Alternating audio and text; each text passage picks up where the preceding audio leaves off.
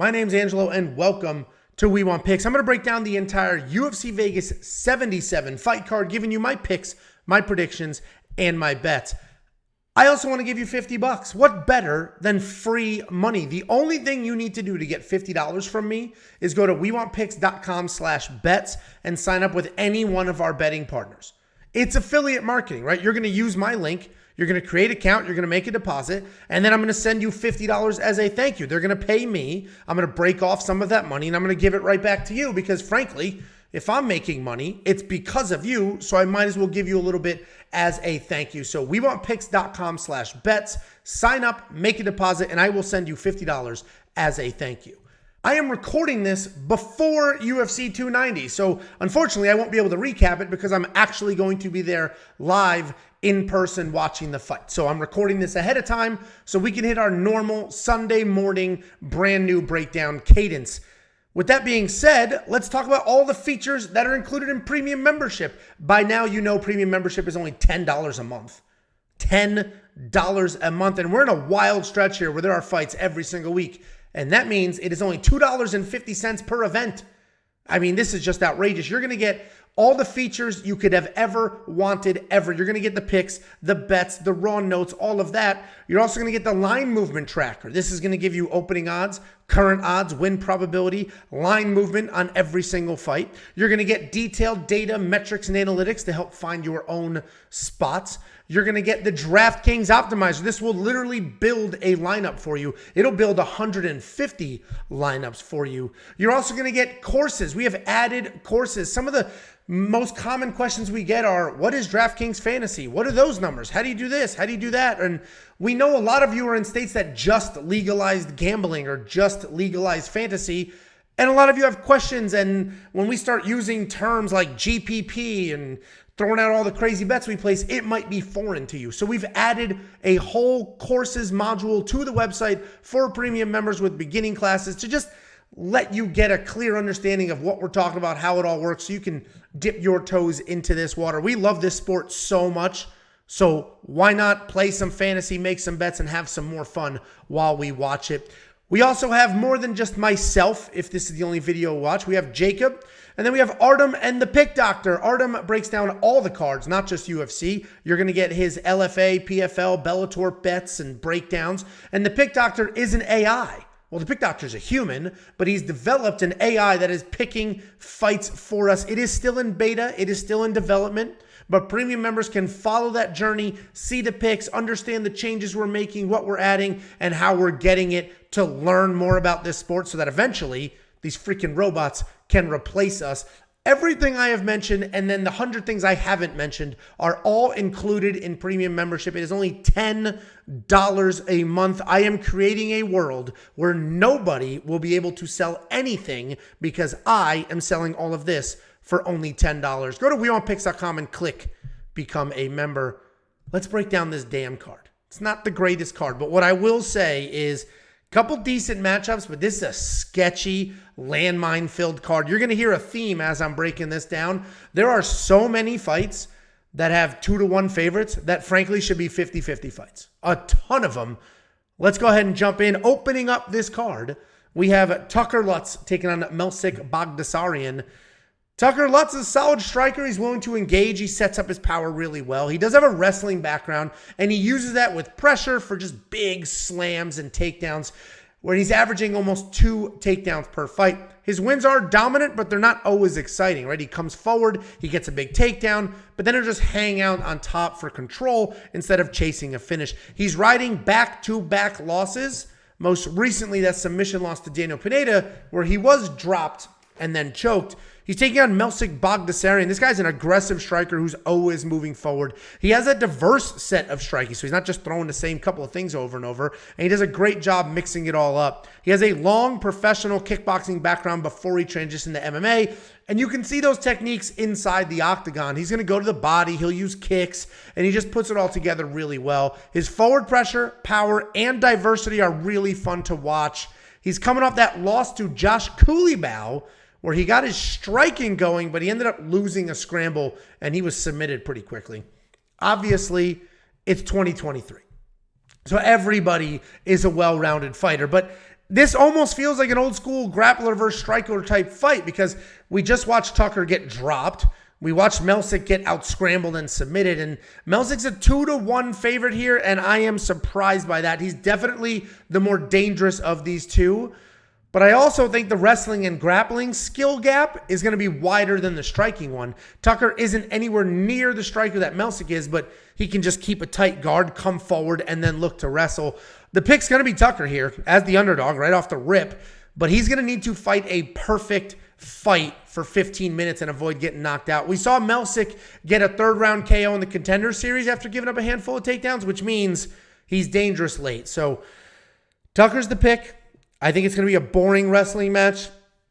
Certainly, Melsik will be live in this fight. Then we have Austin Lingo taking on, it's Maziquil, but we just call him Melk. Taking on Melk Costa.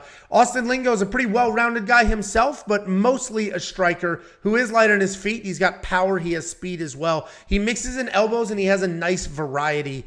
He also uses his jab well, and even though he hasn't gotten a knockout yet in the UFC, he does have a knockdown in each of his wins. He currently has a 78% takedown defense, and you're going to see he was taken down and submitted in his last fight, but if you remember, that was a short notice fight after his original fight was canceled a week earlier, and there was a lot going on in that fight, and that was also Nate Landwehr, who's not a bum. Anyway, he's taking on Melk Costa. He himself is well-rounded, and I know I say well-rounded a lot, but even in 2023 where everybody knows everything, not everybody uses everything, right? You might be well-rounded in your skills, but when you actually get in that cage, some people don't use all of their skills. Melk will use all of his skills, right? He's a creative striker. He uses his grappling as well. His takedowns are forced, but he is strong enough, he's persistent enough that if he gets you to the cage, he will eventually work you to the down, or at least rack up some control time doing it. You're going to see him work for takedowns often, but it's weird because he doesn't need them in most of his fights. He has powerful hands, solid techniques, and he strings two combinations together well, and even mix in some spinning attacks. He'll even have some fun and just start twirling around. He's coming off that short notice loss to Thiago Moises. This is another fight. We got 2-1 odds, and it seems wide. I get it. Melk is a bit of a prospect who has hands. He can grapple, but Lingo's a tough guy who can put together some quality wins. I think a full camp Melk is better than a full camp Lingo, but I'm not going to be putting my money on him. So this is a perfect fight to see how good of a prospect is Melk, right? Is he that fun, come forward, busy guy that we want to see, or is it just he's just not UFC ready? So we're going to learn a lot about both of these guys in this fight. Melk's going to be the pick, but man, I would not be throwing money on a fight like this. Then we have Terrance McKinney taking on Nazim Sadykhov. Terrance McKinney's a long, powerful, fast, and talented guy. He's got very solid striking, and he's got the wrestling credentials to dictate where this or any other fight goes for the most part. He is both a threat on his feet and in grappling exchanges. He's a JUCO All-American wrestler, but I would like to see him wrestle a little more often than he does because his chin can be a little bit questionable. He's coming off that knockout loss to Ismail Bonfim, which hasn't aged as well as a lot of people thought it was going to. He's taking on Nazim Sadykhov, who's a solid kickboxer. He's got speed, he's got power, but he's not reckless. He takes his time on his feet and he finds his openings. He likes to plot forward and counter-strike at the same time, right? So he's moving forward and counter-striking, cutting off that cage. While he's patient, he can occasionally work in unnecessary spin attacks, which actually led to his one and only professional loss. He's coming off that knockout win over Evan Elder where he was dropped, but he did recover quickly. And I actually met one of Terrance McKinney's coaches a month or two ago at the park right around the corner from my house. And if you don't know, Terrance McKinney moved to Texas. He's training out of Travis Luter's gym in Fort Worth, and that's where Kevin Holland is training and a few others. When I was talking to his coach, I'm not going to name any names here because I don't know what was just like couple of guys talking at the park versus like, oh, everybody knows this. But when I was talking to his coach, he rattled off a few big-time name fighters that are actually training there, moving there, doing camps there. And now all of a sudden, this is a sneaky good gym that's flying under the radar. And I say this because Terrance McKinney was the big dog at a small-town gym. Now it sounds like he has appropriate training partners that are on his level, people that are better than him. And you need that because nobody has gotten better training with people who aren't better than them, right? So I think Terrance, without question, will be the better fighter in this matchup. My only hesitation for going all in on him as an underdog is his chin. We know he can be chinny. We know Sadykhov can find chins. And not only can he find chins, he can find them late too, which means he carries that power with him, and Terrance is going to have to be perfect this whole time. So I am so torn on what to do here. My gut says pick Terrance, and maybe I'm swayed by his, what's his coach going to say? Oh, it sucks here, right? So maybe I'm swayed by his coach, and the names he was saying of people that are training there, I was like, holy shit, like, I can't believe I didn't know that. Like that is a big name that is doing things right now that's training there. That's surprising. So anyway, gut saying Terrance. Bran is saying, no, that dude was just knocked out a little while ago. Like, what are you doing? So Brain's saying Nazim. I can't really trust the chin, but I'm still going to, I'm going to give the slightest lean towards Terrance McKinney because I do think he's the better fighter all in all. But when I say slightest lean, like 50-50 means there's no pick, I'm going 49.5 to Nazim and 50.5 to Terrance McKinney. So Terrance McKinney, slight pick. If this line takes off for some reason, then I will bet on him, but not at these odds. He's not a big enough underdog. And, until we see him take a few shots and not go down, I don't know if I could trust that chin. Then we have a Russian debut. We have a Viktoriya Dudakova taking on Istela Nunes. Istela Nunes is 0-3 in the UFC, and she is having a rough go of it lately. She only has 10 MMA fights, but she has an enormous amount of kickboxing experience. She's very fast. She's got some solid power, and she's incredibly versatile in her striking offense. If you ignore her actual MMA record and you just sort of watch her fight, you'll see that she is dangerous and she's live in most of her fights. Her striking is dangerous. Her grappling does need a little bit of work. She's coming off that loss to Yasmin Yaryui, where she had an early knockdown, but then she got stopped. Anyway, she's taking on Viktoriya Dudakova, who's a very exciting fighter. She's going to come right across that cage. She's going to let her hands fly, and she's either going to keep it at striking distance and play that game, or she's going to work in her grappling. Her striking is clean and powerful. Her BJJ is slick. You're going to find tape on her just shooting blast doubles, and you're also going to find tape on her defending takedowns and firing away. She's very impressive for somebody this early in their MMA career, and if she is built up the right way, she could be a star. She's fun. She can win a fight any way she wants to. Like, she's got veteran composure in the fights. I'm all over Viktoriya in this fight. I'm very high on her. Just a few weeks ago, we had Ivana Petrovic, who on paper seems similar, right? But Ivana was a jiu-jitsu nerd and an absolute bust. I think Viktoriya is well-rounded enough to strike with Nunes, and then she can wrestle if she needs to. So I know the rules. You don't bet on women's MMA, but say goodbye to those rules, because even at minus 250, I think that seems like a discount, and I think Viktoriya could be a parlay piece. Hopefully I don't look stupid, but man, watch that tape. She looks phenomenal. Then we have Evan Elder taking on Genaro Valdez. I don't know what the fuck that accent was. Anyway, we got Evan Elder. He's a very talented guy. He's pretty good everywhere. Loose striking style where he lands heavy kicks, and he's got solid punching combinations. He does have nice takedowns as well when he hits the mat. He stays very composed, and he will methodically work for control while managing to land strikes. He's not going to chase. He's not going to put himself out of position. He has solid submission defense as well, which he showcased in his loss to Preston Parsons. He's coming off the loss to Nazim Sadykhov, who we just broke down, where he had a knockdown. His striking looks solid. His takedown looks solid, but he was just a bit too hittable. He's taking on Genaro Valdez. This guy's an incredibly well-rounded guy. He's primarily a grappler, but he also has absolutely no issues getting into a slugfest. His striking can be wild, but it's fun. He uses it really well to set up his takedowns. He is 1-2 in the UFC, and he has had an interesting run. He dominated his Contender Series win with 4 takedowns, a knockdown, and a second-round finish. Then he fought Matt Frevola, and he was knocked down 4 times, which really speaks to his toughness. And then most recently, he was just completely out-grappled by Natan Levy. But here we go again, right? Another 3-1 favorite in a fight that should be much closer or even potentially even. Both of these guys have back-to-back losses. Both of them have lost to grapplers and strikers. I do think that Evan should win this fight because I think he's just slightly better everywhere except just straight-up BJJ. But his submission defense is going to be good enough to keep him out of trouble. So with that being said, Evan Elder is the pick, but anybody laying minus 275 here is crazy. You just hate money.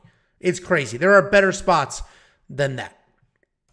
Then we have Carl Deaton III taking on Alex Munoz. Alex Munoz is one of, I think, 3 or 4 fighters on this card coming back after a 2-year layoff, but he's a very good wrestler. At one point, he was one of the Team Alpha Male wrestling coaches. He may still be, honestly. He's coming back after 2 years away because of some ACL surgery, but he's insisted in all the interviews where he talks about it that he's been training this whole time. He's in phenomenal shape, blah, blah, blah. You know, that old routine of, I promise you, this is the best shape I've ever been in. But despite having 9 takedowns in 3 UFC fights, he does have a negative striking differential. He's coming off that loss to Luis Pena back in 2021, where 4 takedowns still weren't enough to get it done. He's taking on Carl Deaton III, which I feel like I have to say the third every time, but he's also a wrestler. He's patient on his feet. He chooses his shots pretty well. He doesn't just come charging in looking for takedowns either. When he's comfortable, he's going to plot forward. He'll throw a big 1-2, and he'll set up a takedown. He has plenty of speed and cardio, but the power just is not there. When he ties in his wrestling and his striking together, he can actually do well, but he's not the most dangerous guy. He's coming off that loss to Joe Selecki, where he gave up 2 takedowns and 9 minutes of control time. Carl Deaton's going to be the better, overall MMA fighter. It's just that simple. He's going to be the better striker, and he's going to have the better BJJ. He just won't be the better wrestler, and that might be the only thing that matters here. We just watched him get taken down and controlled by Joe Selecki, which is exactly how this fight could end up going. What I love about Alex Munoz is you can count on him to wrestle, but what I hate on him is that his hands need a lot of work. So when he cannot dominate the wrestling, he has no backup plan whatsoever. The 2-year layoff has me scared to bet. At first, I was like, boom, Alex Munoz, done. He's actually a pretty affordable line right now. He's like minus 140. I was going to bet on it, and I was like, man, that 2 years away, let me just leave it alone. We don't know what we're going to get. That's a long, long time, but Alex should be able to wrestle his way to a very boring decision the same way Joe Selecki just did. So Alex is going to be the pick. I haven't bet yet. Maybe this line tightens, and then that'll push me far enough to do it, but for now, let's just see what that 2 years away looks like. Then we have Tyson Nam coming back after just 3 months ago. He was stopped. He's taking on Azat Maksum, who's a big-time prospect. Tyson Nam's a patient striker with some very real power and solid takedown defense. His striking is technical, and he has phenomenal counters. While Nam has a ton of power at this weight class, he doesn't necessarily have the same speed as the rest of the division. He's 3-4 in the UFC with 3 knockout wins. He's 39 years old, and his chin might be given out.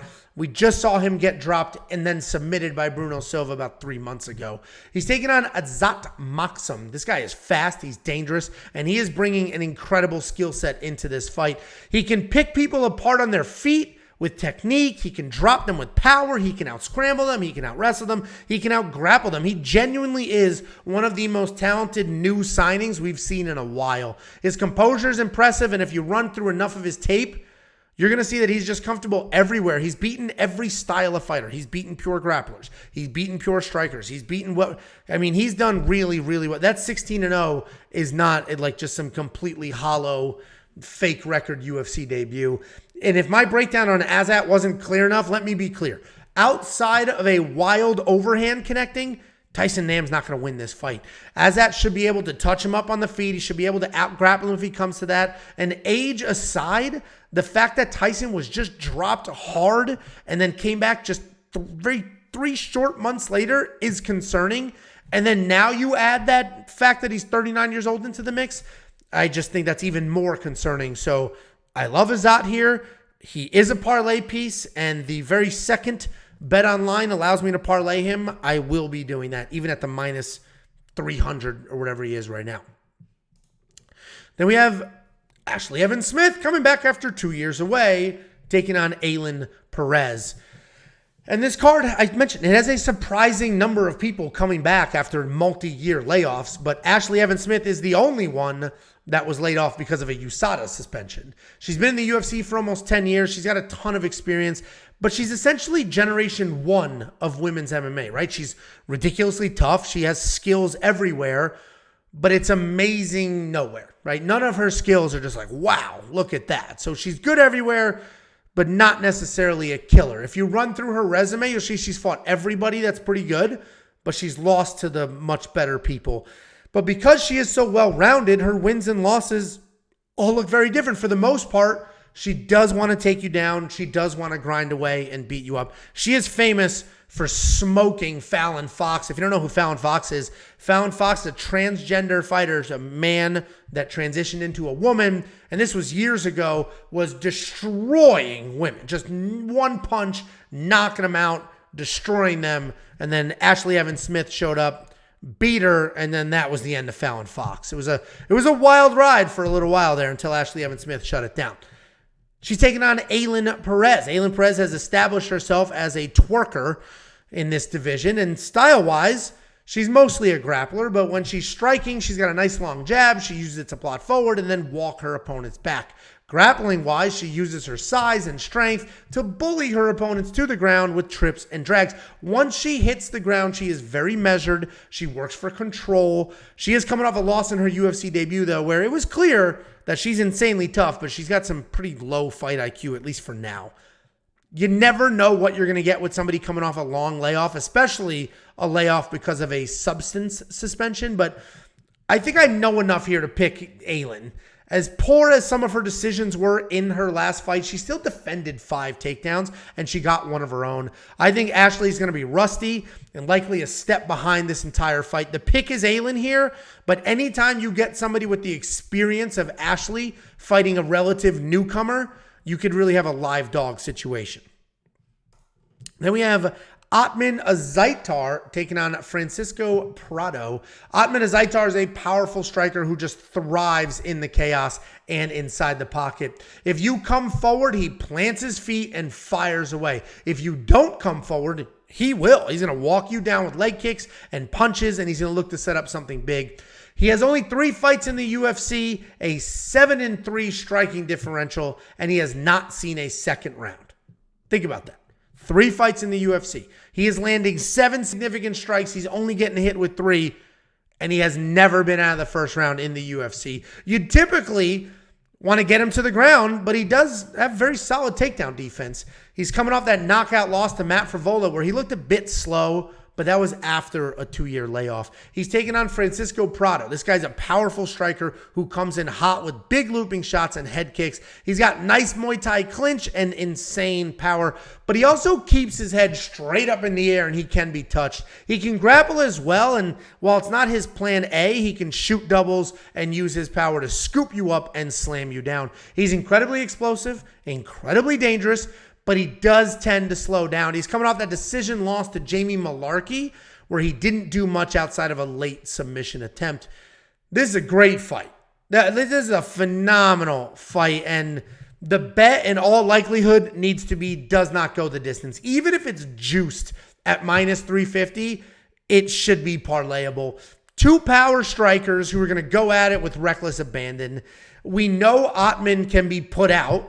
And while we haven't seen Francisco have chin issues just yet, I am positive a clean connection from Ottman could get it done. The bet is easy, right? Does not go the distance. The pick's a little harder because while Ottman looked terrible in his last fight, that was after a 2-year layoff, and Matt Frevola hits insanely hard, and we just saw what he did to Drew Dober, right? That knockout loss to Matt Frevola is aging well. So while I think Ottman is better than his last performance, the pick's going to be Francisco because I think he just has more tools in the bag, and he also wasn't unconscious 8 months ago lying on the octagon floor. So the pick is going to be Francisco Prado, but this is an absolute firefight, and the bet should be on violence, not on a particular fighter. And then we have Norma Dumont taking on Chelsea Chandler. Norma Dumont is a solid striker.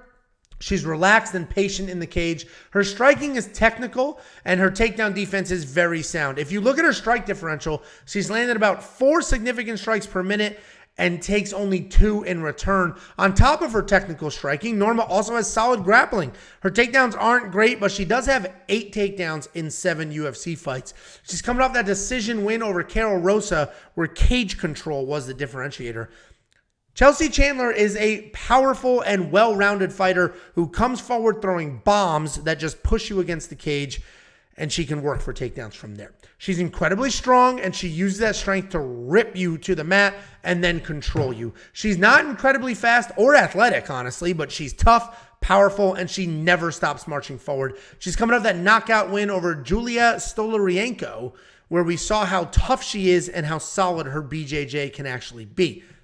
This is another close fight, and honestly, I would be all over Norma if we didn't see her get rocked by Karol Rosa. If Karol Rosa can get your brain scrambled, then Chelsea absolutely can do that. Norma's going to have a clear advantage in experience and fight IQ. If she fights smart by closing the distance and holding Chelsea against the cage, she could cruise through a decision. But if she strikes a little too long or takes a bad shot, she might be in some real trouble. Chelsea's the underdog, but she's the far, far more dangerous fighter here. I'm going to go with Chelsea for the upset, but the bet should absolutely be wins inside the distance decision, no action. If you don't know what that is, basically that says if Chelsea finishes Norma Dumont, I'll get paid. If it goes to a decision, win or lose or draw, I get a full refund. And I think that's the perfect bet for this fight because Norma's not dangerous. Chelsea is. Chelsea's also very, very tough. So if anybody's finished, it's Norma. In all likelihood, I get a refund on that. But I'm going to like that bet. And as soon as those props drop, I will hit it. Make sure if you're a premium member, you have your Discord linked so that you can get alerts to your phone. The very second Jacob and I place any bets at all, we throw it in the alerts channel. Your phone is going to bzz, bzz. Oh, wow, okay, the props dropped, and Angelo did get inside the distance. I like it. Boom. You can go ahead and tail it. If you're not a premium member, it's $10. What the hell are you waiting for? If you are, go to your account page, click link Discord, you link your Discord, and then you can set up your alerts so that at any time we do anything, you can see it immediately and place it, if you like it, long before the lines start to move. Then we have another long layoff coming back. We got Walt Harris coming back after 2 years away and a 3-fight losing streak, taking on Josh Parisian. And Walt Harris is a feast or famine striker. He's got plenty of power, he's athletic, and he can beat most guys on any given night. He's got nice power, but his durability can be questioned. His takedown defense is solid at 70%, but he has been taken down by some of the better guys in the division. He's been gone for 2 full years. He had a 3-fight losing streak before he left. I do know he was working with John Jones a little bit, and maybe that's inspired him to get back out there. But another long layoff guy makes these fights very hard to break down. He's taking on Josh Parisian. Josh Parisian is a come-forward striker with a ton of output. The volume does come at a cost, though. He gasses out, and even if he's not, like, completely gassed, like slow down dead, he definitely starts to lose the sting on any of his punches. Josh has 10 knockouts under his belt, but don't let that fool you into thinking he's just some heavy-handed one-punch guy. That's not who he is. He is volume and the occasional takedown. He's coming off that decision loss to Jamal Pogues where he himself actually gave up 5 takedowns. Walt Harris was TKO'd 3 fights in a row. Full-on stop. Then he took 2 years off. Now he's 40 years old and he's making a comeback. He somehow is a 2-1 favorite. All right, so let me run through that again. He's 40 years old. He's coming off 3 knockout losses in a row and a 2-year layoff, and he is the 2-1 favorite in this fight. I get it. He's a big guy, but he's not that much bigger than Josh. He's a big guy. He's fast. He's powerful. Most of his losses are to people more accomplished than Josh, so he's not losing to lower-level guys. He is losing to higher-level competition. But no way am I spending 2-1 money on those circumstances. The 2-year layoff alone is concerning. A heavyweight fight is concerning. 3 losses in a row is concerning. 3 stoppage losses in a row is concerning. I just can't spend 2-1 money on somebody with this age and this durability. The only reason I think Walt probably does win this fight is because Josh is just not dangerous. He's not a one-punch power guy. He isn't a wrestling beast. He's just a blue-collar striker who's going to come forward and stay there. But he has a chin. He's been active. And I think he can weather whatever early storm comes his way. This is an amazing fight to live bet. Josh is going to be like the ever so slight pick because of all the circumstances I said 11 times. But this is a live bet situation. We should know inside of 2 minutes how the hell this fight's going to go. We should know immediately. We might even know at weigh-ins. A 2-year layoff, we'll see what he looks like on the scale. If he comes out looking shredded, all right, well, wait a minute. Maybe the 2 years has been phenomenal, but let's avoid the bets. When this fight is live, maybe during Jacob's live stream, we'll keep an eye on what's going on here, because if Josh Parisian comes out, lands a couple punches, Walt Harris is backing up, throwing big and missing, then boom, Josh Parisian all day long. Then we have the co-main event of the evening. We have Albert Duraev taking on Jun Young Park. Albert Duraev is a nasty wrestler. He has very good takedowns, very good top pressure, very good ground and pound. He sets up these Greco-Roman style takedowns with leg kicks and cage bullying. He's got a pretty basic game plan, right? But stopping him from doing that is a pretty tough thing to do. Even if you stuff 8 takedowns, he's just going to continue to pressure, continue to chain wrestle, and he's not going to break from that cycle. He's coming off that close win over Chidi Njokuani, where he had 2 takedowns and 4 minutes of control.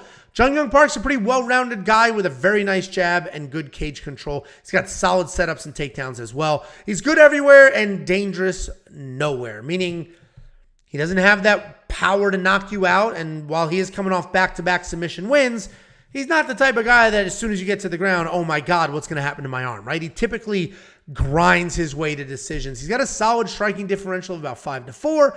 He averages more than 2 takedowns per fight, and he doesn't have enough cardio to maintain a pace for 3 full rounds. He is coming off the submission win over Dennis Tululin.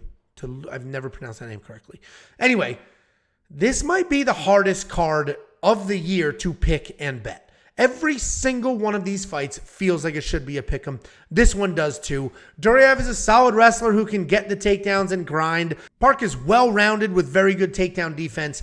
The last time we saw somebody completely out-wrestle Park was Eric Anders, and Eric got screwed in that decision. So I don't think this is going to be the case here, though. I think I like Duraev to stick with the wrestling pace, get the takedowns. Buckley was able to knock out Duraev, but they had some like gym history going on there, which might have messed with them a little bit. And Buckley is on an entirely different level, power and striking wise, than Jun Young Park is. Jun Young Park is just not dangerous enough. So I like Duraev. He's going to be the pick. I'm surprised he is a plus money underdog right now. And I am going to be using our line movement tracker to just see what direction that line's heading. If it's starting to widen, and meaning Albert's going to become a bigger and bigger underdog, I'll wait. And then I'll hit it as soon as it peaks. If it's tightening, Albert might flip to a favorite. I will probably bet him before he does that. I like Albert Duraev in this fight. Main event of the evening. 41-year-old Holly Holm. Still main eventing cards and still good-sized favorites. She's taking on Mayra Bueno Silva. And this is an interesting matchup because Holly Holm, former bantamweight champion of the world, has been fighting the upper echelon of this division for almost 10 years. She is an insanely talented boxer who has a ton of patience, and she has beaten some of the best in the world. She is 41 years old at this point, but I've said this before, age doesn't matter with her style. She's always 10 technical. She has an impressive striking differential, over 14 fights in the UFC, and age would matter if she came in and bit down and just bombed away, or if she relied on insane speed, but she doesn't do that. She sticks and moves well. She's got good footwork. She could turn an MMA fight into a kickboxing match. She can turn it into a wrestling match, and it all depends on her opponent and the game plan she wants to do. She is the master of maintaining range, the master of working in her game plan, and maintaining range doesn't just mean staying far away. That also means getting rid of the distance. And we've seen Holly Holm stick and move to a decision on the outside. We've seen her hold people against the cage for a decision on the inside. She's taking on Mayra Bueno Silva. Silva's a pretty good striker, right? She's got solid power, good kicks. She likes charging forward, throwing from there. She's a very good grappler as well. And like so many others, though, she does have that problem where she's very good at jiu-jitsu and the wrestling's not great. She can struggle in the takedown department, but she is one of the more dangerous women in this division, especially on the ground. She's coming out that submission win over Lena Landsberg, where her striking was aggressive, and she finally got her first UFC takedown after 8 fights. Mayra has 2 losses and a draw in the UFC. All of those were because of wrestling. Marina Moroz beat her with takedowns, Manon Ferro beat her with takedowns, and Montana De La Rosa tied it up with takedowns. I think Holly Holm could do the exact same thing. Holly's going to be the more technical striker, She's going to be the bigger fighter. She's going to have more experience. She's going to have the takedown defense to keep it standing and the takedown offense to get it to the ground. Outside of a Hail Mary submission, like the one that Miesha Tate beat her with, I think Holly Holm dominates this fight. I threw 1 unit on her at -160. And what's funny about that is I did these notes. I did the graphics. I did everything, obviously, before I hit the record button on this video. Right before I hit the record button on this video, I got a DM on the We Want Picks Instagram page saying, Mayra Bueno Silva's +130. She should be the favorite. They got it wrong. And I was like, no. I think Holly Holm should be the favorite. She's earned that right.